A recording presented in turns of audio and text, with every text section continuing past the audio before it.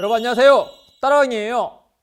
여러분 혹시 옥수수가 거꾸로 매달려 있는 모습 본 적 있어요? 우리가 가끔씩 할머니나 할아버지 댁 시골에 놀러 가거나 또는 어떤 깊숙이 있는 시골 마을에 가게 되면은 옥수수가 거꾸로 매달아서 바깥에 이렇게 달려 있는 것을 우리가 보곤 할 거예요.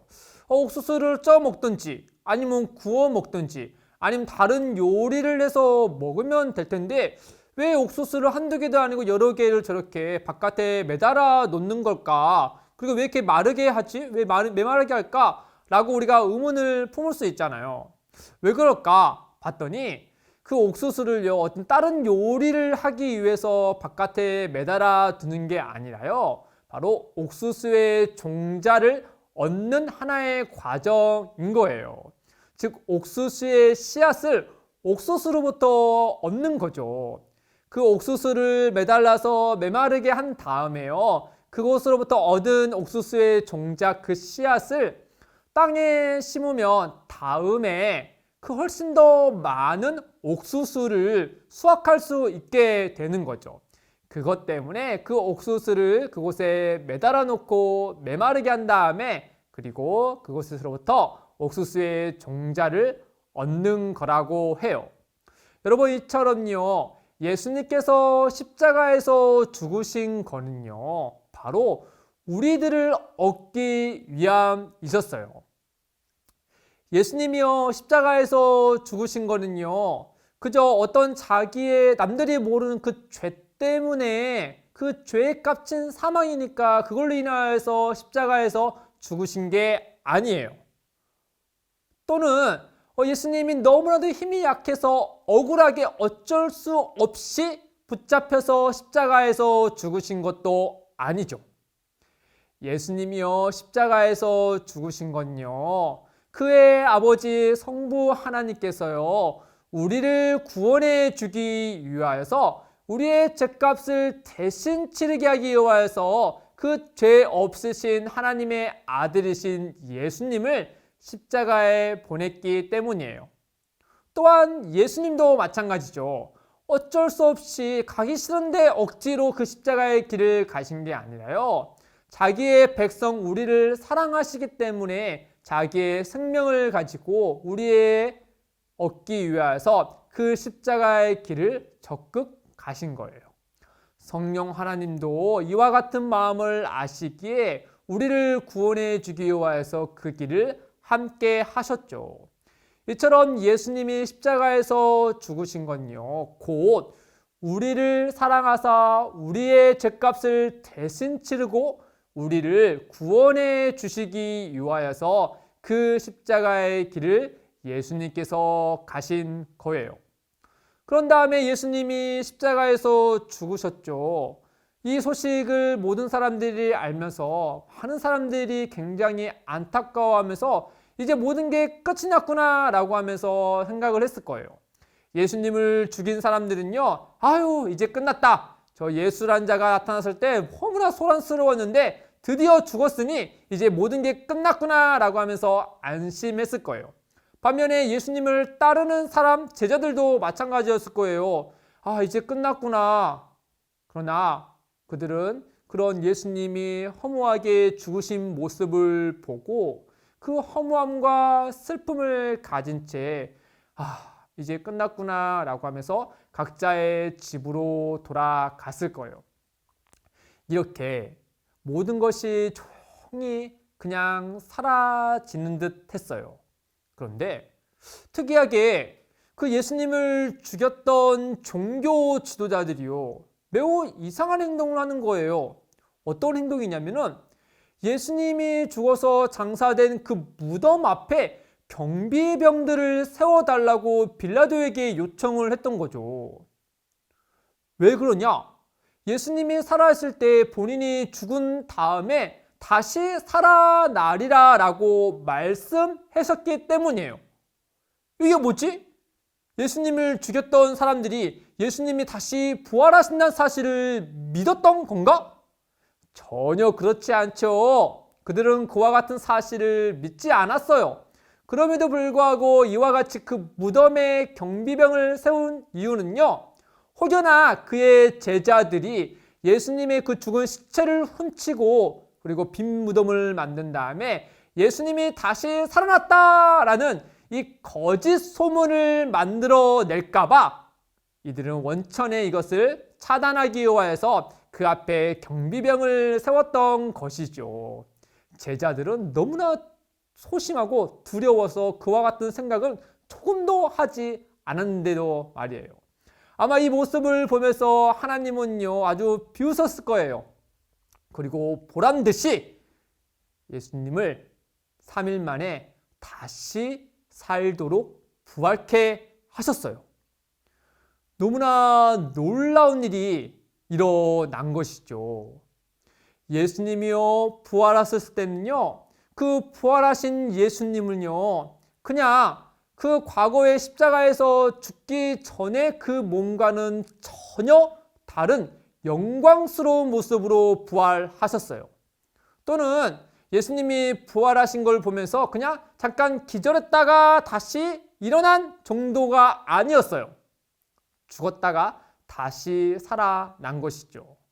또는 그냥 영혼만 다시 살아난 것이 아닐까? 그것도 아니었어요. 예수님은 그와 같은 진정한 영광스러운 몸을 입으시고 먹기도 하시고 마시기도 하셨거든요. 아니면은 예전에 그 죽은 나사로가 다시 살아난 것처럼 그럼 예수님도 죽었다가 다시 살아났다가 다시 죽는 그런 몸인가? 그것도 아니었어요. 예수님은요, 그 십자가에서 죽기 전의 몸과 비교 불가인 영광스러운 모습으로 다시 부활하신 거예요. 예수님이 부활하신 모습은요, 그 모습을 목격한 사람들은요, 한두 사람이 아니었어요. 예수님을 부활하심을 목격한 사람들 가운데는요, 그를 따르던 제자들이 있었고요. 그리고 그 제자들 가운데는 예수님의 부활을 의심했던 도마도 있었어요. 그도 다시 부활하신 예수님의 못자국난 손과 창자국난 옆구리를 보자 그가 진짜 부활하셨다는 사실을 진정으로 믿게 되었거든요. 이뿐 아니었어요. 예수님의 어머니였던 마리아도 또는 예수님을 따랐던 수많은 여인들도 예수님이 진짜 부활했다는 사실을 목격했거든요. 심지어는 그 예수님을 믿는 사람들을 핍박하고 죽이려고 했던 그 바울에게도 예수님은 부활하신 몸으로 그에게 보이셔서 그 바울도 예수님의 부활하심을 목격자였던 거예요. 뿐만 아니라 이 한두 사람이 아니라요. 500 형제가 500명이 넘는 사람들이 일시에 한 자리에 있었는데 그때 예수님이 부활하신 그 모습을 일시에 그 500명이 넘는 사람들이 한꺼번에 같이 그 모습을 목격했다라고 하는 거예요. 그러니 예수님이 부활하신 것은요, 거짓 소문이 아니고요. 누가 지어낸 이야기가 전혀 아니고요. 수많은 사람들이 목격한 역사적인 사실이다라고 하는 거예요.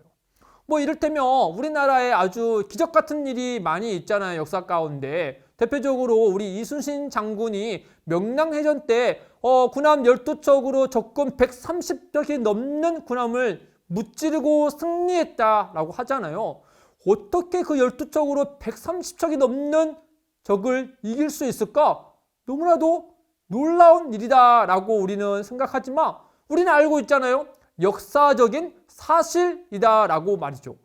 그런 것처럼 예수님께서 부활하신 것도 마찬가지로 역사적인 사실이다라고 하는 거죠. 수많은 목격자들이 있을 뿐만 아니라 비록 보지는 못하였지만은 하나님이 주신 그 믿음으로 목격하고 또 고백하는 지금의 믿는 그리스도인들도 너무나도 많이 있잖아요.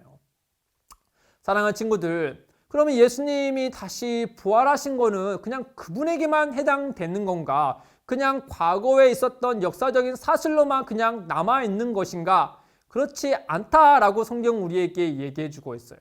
성경은요, 그 예수님의 부활이요, 그를 믿는 우리들에게 더할 나위 없는 너무나 중요한 관계를 맺고 있다라고 하죠. 두 가지를 얘기하는데요. 첫 번째는 바로 무엇이냐?